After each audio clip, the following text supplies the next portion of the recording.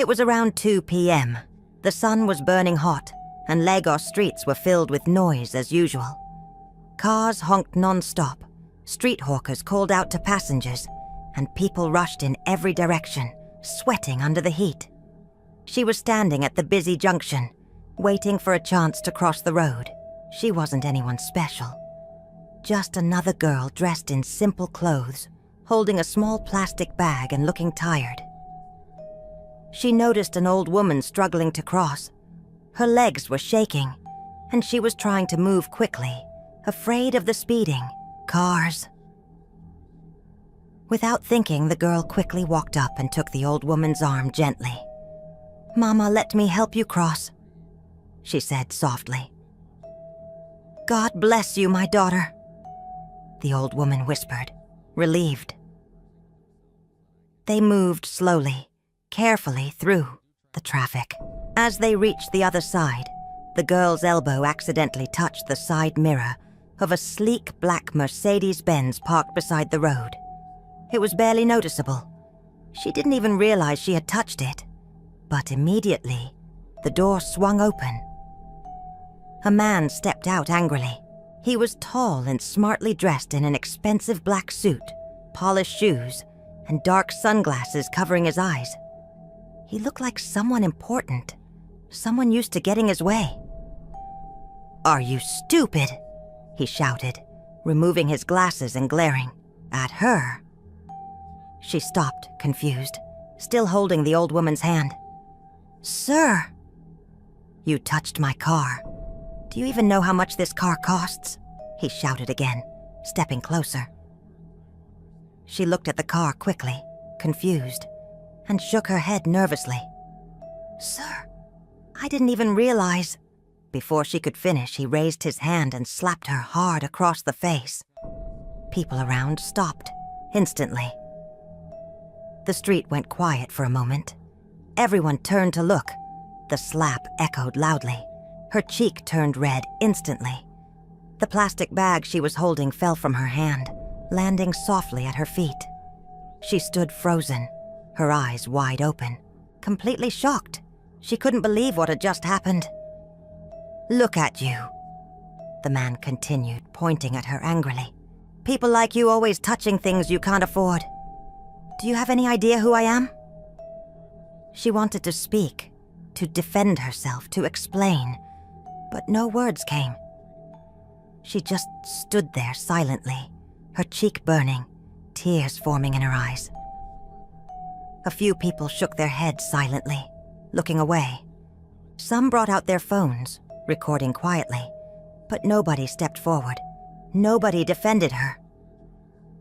The old woman squeezed her hand gently, whispering, "My daughter, leave him.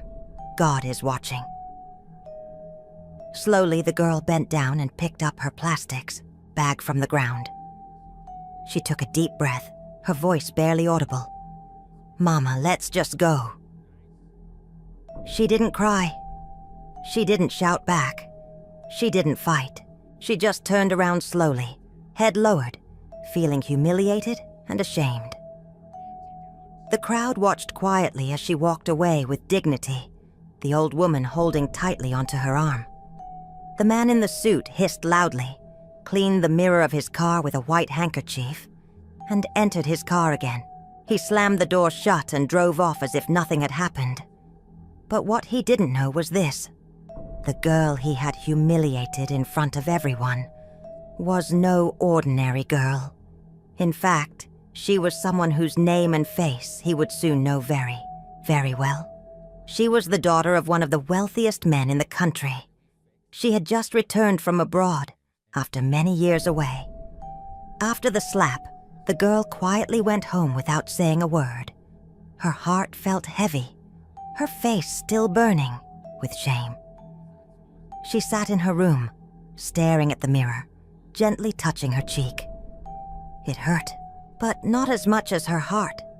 Her name was Alera, and she had only returned to Nigeria 2 weeks ago after spending 7 years studying abroad in London.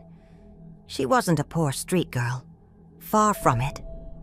Her father was Chief Benson Okoye, one of the richest businessman in Lagos, owner of several large companies, and respected everywhere he went. But Alera didn't come back home to show off wealth or status. She was tired of how people treated each other differently, based on money and appearance. So she decided to carry out a social experiment, secretly dressing like a simple, ordinary girl, to see how people would treat her. Today, she got her answer, clearly. She remembered the man's angry face, his voice, his eyes looking at her with disgust. Tears filled her eyes again, but she quickly wiped them away. She had promised herself never to cry for anyone again. But fate was already planning something bigger than she could ever imagine. Across town, inside a tall glass-covered office building, the same man who slapped her entered his office. His name was Tunde. He was a successful young CEO, running his own thriving fashion company, Luxwear. People respected him, admired him, and even feared him. He had everything: money, power, fame. But inside, he felt empty. He was cold-hearted, arrogant, and proud. But he had convinced himself that was what success required. He didn't remember the faces he shouted at or the people he hurt. To him, they were just nobody. People who didn't matter. Sitting in his expensive leather chair, he forgot about the girl entirely. She was just another face in the crowd. Another nobody. His day continued as usual. Meetings, phone calls, and business decisions filled his time. And soon the incident faded from his memory completely. But unknown to both of them, their parents were busy making other plans. Plans that would soon turn their entire world upside down. 2 days later, Chief Benson Okoye called Alera into his private office at home. "My daughter," he said gently, "there is something important you must know." She sat quietly. "What is it, Dad? Since you were a child, we made an arrangement with another family." Her father continued calmly. "We decided you would marry the son of my old friend, Mr. Adesina. It was meant to strengthen our family businesses." Alera felt shocked. "Marry? Dad, you never told me this before." "I know," Chief Benson said gently. "I wanted you to finish your studies first, but the time has come. Both families have agreed to introduce you two at a private dinner tomorrow night." Alera didn't argue. She trusted her father. If he chose this man, there must be a good reason. Across town, at almost the same moment, Tunde's parents were telling him the same thing. "Tunde," his father said seriously, "it's time for you to settle down. We arranged your marriage when you were young. She's Chief Okoye's daughter, from one of the richest and most respected families in the country." Tunde frowned, annoyed. "Dad, you arranged this without asking me?"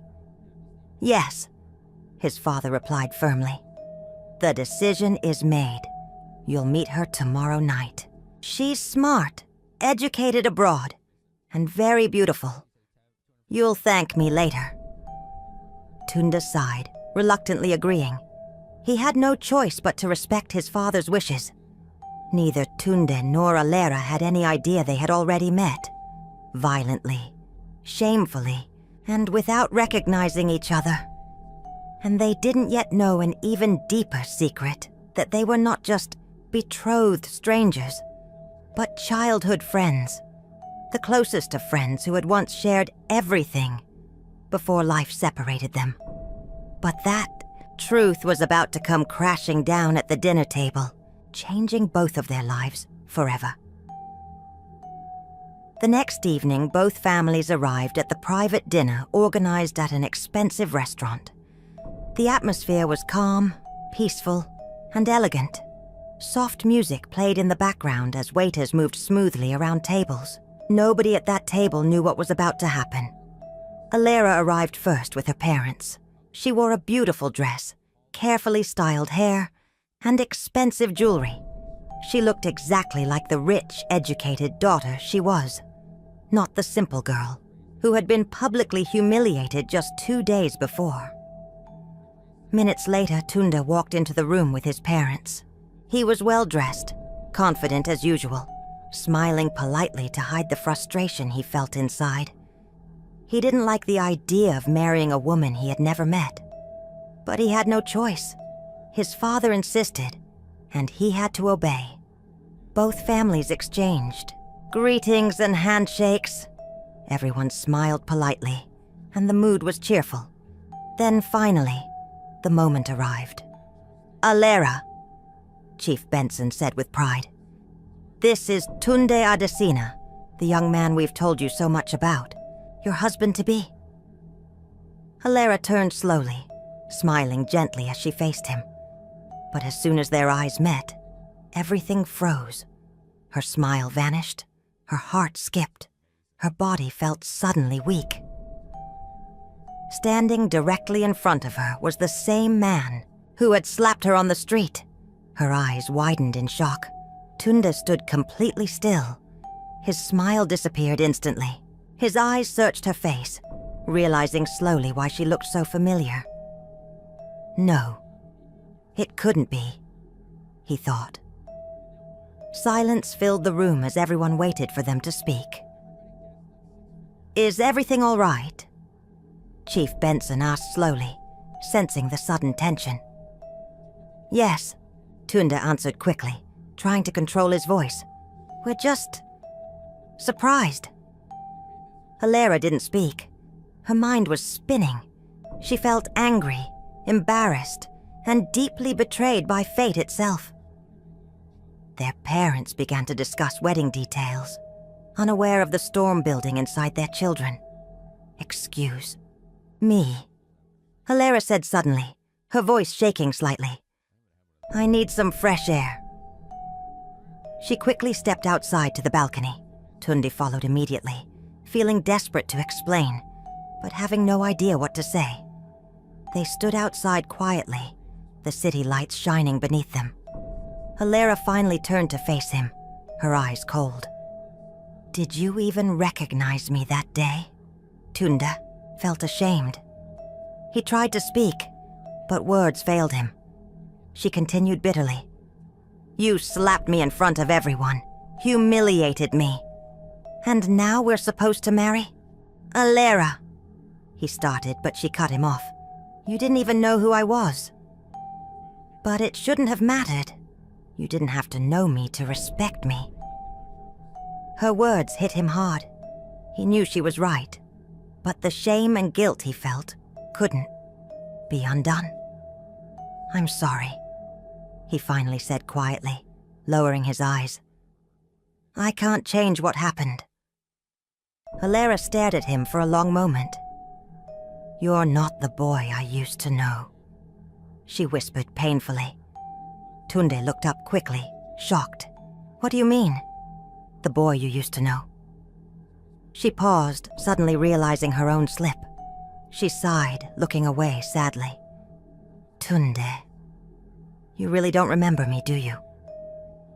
Years ago, Alera and Tunde were best friends in the village. They played together every day beneath the mango tree, sharing food, secrets, and laughter. But suddenly, Alera's father sent her abroad to study. On her last day, they held hands tightly under the tree, promising never to forget each other. Alera gave Tunde her favorite bracelet, as a memory. But over the years, distance grew, letters stopped, and memories faded. Life changed them both, turning childhood promises into distant memories. Now, reunited painfully, they realized the bond they once cherished had been tragically forgotten, until this shocking reunion. His heart began beating fast. Her voice suddenly sounded so familiar. "You're Alera from the village?" He whispered, his voice shaking. "Yes," she replied softly, tears filling her eyes. "The same Alera you slapped without even looking at her." Tunde stood frozen, guilt crashing down on him like a storm. His heart sank deep. He couldn't believe what he had done. The girl he had publicly humiliated, the woman he was meant to marry, was the same person who once meant everything to him. She was the only girl who had ever genuinely loved him, when he had nothing at all. But now he realized he might have lost her forever. After the shocking reunion, Alera felt heartbroken. She couldn't stop remembering Tunde's angry face, his slap, and harsh words. It hurt deeply that the same boy who once protected her had publicly humiliated her without a second thought. Tunde, overwhelmed by guilt, couldn't sleep or eat properly. He tried reaching out, sending countless apologies, flowers, and heartfelt messages, but Alera ignored them all. The pain was too fresh, and the humiliation too strong. Their parents noticed the tension and worried the marriage might break. Tunde's mother pleaded with Alera to forgive, but Alera quietly replied, "I don't recognize the boy I once loved." Feeling hopeless, Tunde made a difficult choice. He publicly stepped back, telling everyone, "Alera deserves better. If she chooses to forgive me, it must be her own choice." As he withdrew, sadness filled both their hearts. The distance between them widened painfully, and hope for their future slowly began to fade. Alera missed the boy who once meant everything, but her pride and pain kept her away. Both felt broken, uncertain if the deep wounds between them could ever truly heal again. Months passed quietly. Alera slowly began moving forward, dedicating herself to charity work and helping others. One day she learned about a new youth shelter named the Alera Foundation, built anonymously. Curious, she visited. Shock filled her heart when she saw Tunde there, quietly working, playing with kids, teaching, and smiling genuinely. He looked humbled and sincere, completely different from before. "I built this for you, Alera," he confessed softly. "Not to win you back, but to thank you. You made me realize who I never want to be again." His genuine change moved her deeply. Slowly, trust began returning to her heart. Weeks later, Tunde visited Alera's family home respectfully. He knelt down humbly, presenting the same bracelet she gave him as children. "Can you forgive me and let me spend my life making things right?" he asked sincerely. Her eyes filled with tears as old memories flooded back. Finally, she smiled softly and accepted the bracelet, whispering, "Yes." Their simple wedding happened under a familiar mango tree, just like their childhood promise. Love returned, scars healed, and a painful slap became the beginning of a beautiful story they would cherish forever. Always treat others with kindness and respect, because fate can turn strangers into family and pride into regret. My besties, if you enjoyed this story, like, share, and subscribe. I'll see you soon with another heartfelt tale.